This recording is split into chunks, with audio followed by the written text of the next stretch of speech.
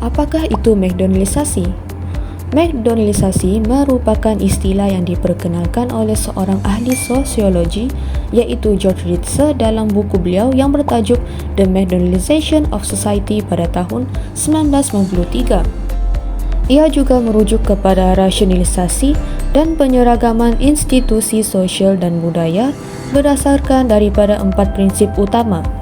Yang pertama adalah kecekapan, yang kedua adalah kebolehkiraan, yang ketiga adalah kebolehramalan, dan yang keempat adalah prinsip kawalan.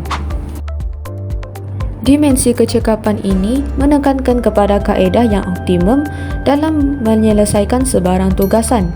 Di samping itu, ia juga boleh dicerminkan dalam amalan-amalan seperti pembahagian kerja, pengeluaran barisan, pemasangan dan automasi yang bertujuan untuk memaksimumkan kadar produktiviti secara efisien dan berkesan.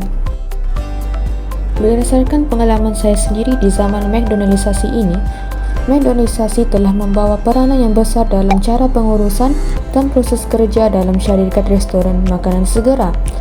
Proses kerja yang sistematik dan tersusun juga membolehkan mereka melakukan sebarang tugasan dengan lebih mudah dan lebih efektif dalam melakukan ataupun mengeluarkan sebarang perkhidmatan ataupun produk yang mereka sediakan.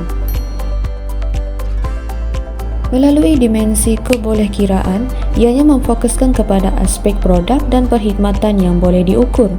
Ianya juga memberi penekanan kepada perkara yang boleh diukur dengan mudah. Pengaplikasian beli-belah secara dalam talian sudah menjadi norma pada masa kini, termasuklah diri saya sendiri. Platform e-dagang menyediakan pengiraan melalui cara perbandingan harga, ulasan dan penilaian pelanggan terhadap sesuatu produk yang ditawarkan. Hal ini termasuklah penilaian dari segi aspek harga, saiz, spesifikasi dan maklum balas pelanggan. Kebolehramalan merujuk kepada ramalan terhadap sesuatu produk atau perkhidmatan yang dikeluarkan oleh sesebuah organisasi. Pelanggan tahu apa yang ditawarkan oleh mereka tanpa mengira lokasi yang mereka lawati atau kunjungi. Perkhidmatan serta produk yang dikeluarkan adalah mengikut standard yang telah ditetapkan sekian lama sehingga ianya mampu diramal oleh para pelanggan akan hasilnya. Melalui sektor pendidikan, iaitu sistem peperiksaan seperti SPM atau Sijil Pelajaran Malaysia, kaedah pengajaran serta kurikulum yang telah ditetapkan telah mewujudkan sistem pendidikan yang cekap dan berkesan.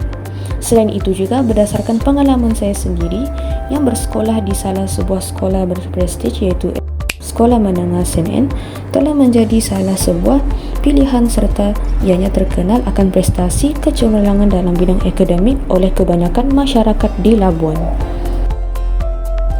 Dan yang terakhir sekali adalah melalui prinsip kawalan. Tindakan kawalan ke atas kedua-dua proses pengeluaran serta pelanggan dan pekerja mengikut peraturan dan garis panduan yang ketat mampu memudahkan proses kawalan terhadap pekerja serta pelanggan bagi mengekalkan ketenteraman dan juga bagi mengelakkan sebarang ketidakpastian berlaku.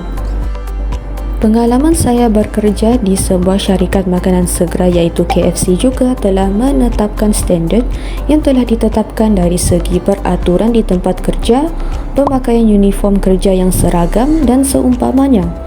Hal ini membuka mata saya bahawa dunia McDonaldisasi ini mampu berkembang dengan pesat pada masa kini, terutamanya pada era digitalisasi pada masa kini.